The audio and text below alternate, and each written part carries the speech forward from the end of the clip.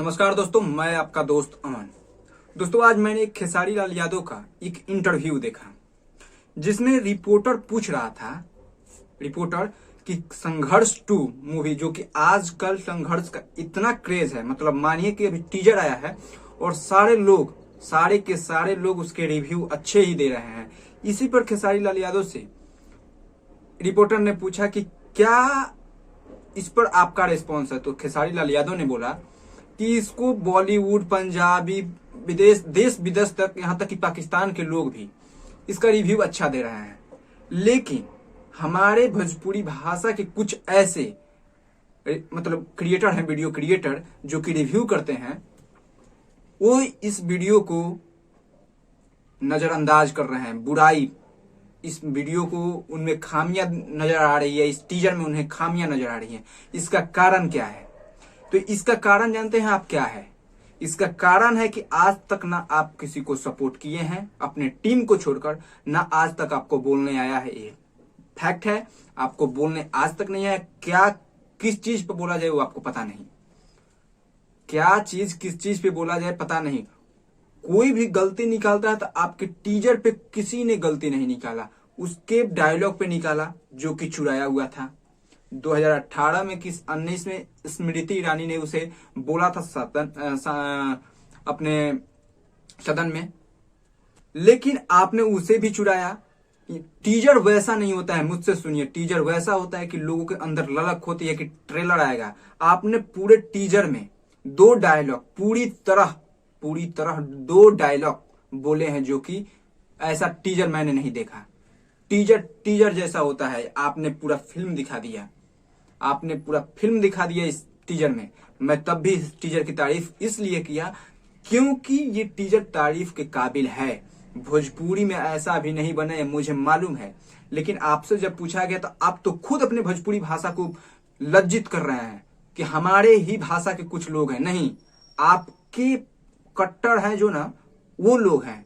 आपके जो कट्टर है वो आपके कारणवश कट्टर रहते हैं, और मैंने भी उन लोगों का वीडियो देखा है। वो कट्टर नहीं है आपके, वो आपके कट्टर नहीं है, वो आपका भी प्रमोट करते हैं गाना। अगर अच्छा हो तो आप बुरा बनाएंगे तो उसे प्रमोट कौन करेगा? मैंने आपके टीजर को प्रमोट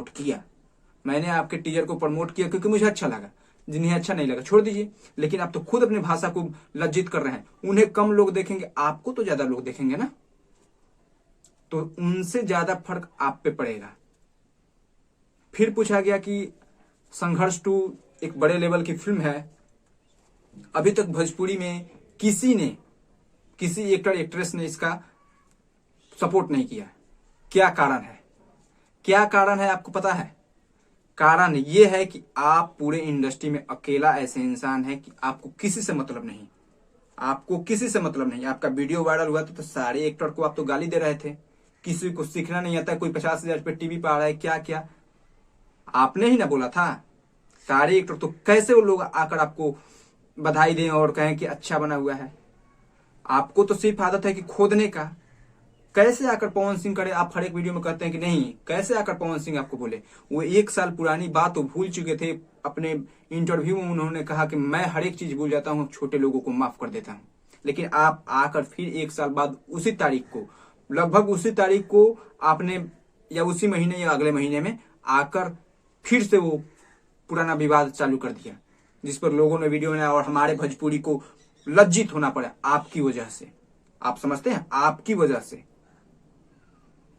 क्यों? उनकी वजह से। और कहेंगे कि संघर्ष 2 का कोई प्रमोट नहीं कर रहा है। आप उस लायक बनिए कि हर एक कोई आपका प्रमोट करे। हम कर रहे हैं ना, आप भोजपुरी में ऐसा कुछ कीजिए कि आपको कोई एक्टर आपको कोई पसंद ही ना कर रहा होगा। तब पवन सिंह का ये गाना आता है तो कितने लोग प्रमोट कर देते हैं यार। आपका तो फिल्म आ रहा है उतना बड़ा, तो उनमें और आप में कुछ खास बात, है, आप में नहीं है। आप कितने इंटरव्यू दे रहे हैं तब भी कोई नहीं आ रहा है कि हाँ मैं हूं आपके साथ। नहीं, ऐसा नहीं होना चाहिए। इंटरव्यू दीजिए तो सोच समझ कर दीजिए कि क्या देना है और क्या नहीं देना है। मैं मानता हूं कि आप बहुत ज्यादा मेहनत करते हैं। मैं हर एक वीडियो में बोलता हूं आपकी कि मेहनत आपके जैसा शायद भोजपुरी में कोई नहीं कर सकता, लेकिन आपके हर एक इंटरव्यू में यही रहता है कि बॉडी पे काम कीजिए, डांस पे काम कीजिए। जो आपके पास नहीं है उस पे काम कीजिए ना, जो आपके पास, आप उस चीज पे काम कीजिए। भोजपुरी एक हम लोग का परिवार है, उसको इस तरह रखिए। आप तो ऐसे छितार दे रहे हैं पूरा, वैसे नहीं होता ना। आप जब अपने भोजपुरी के नहीं हो सकते तो क्या होंगे? आप अपना पेट चला रहे हैं, मुझे लगता है ऐसा नहीं होना चाहिए। अपना पेट ना चलाएं, और इंटरव्यू जब भी दें तो अपने भोजपुरी को देख कर दें कि हमारा भोजपुरी क्या सोचेगा, लोग क्या सोचेंगे। ऐसा नहीं होता है, ठीक है।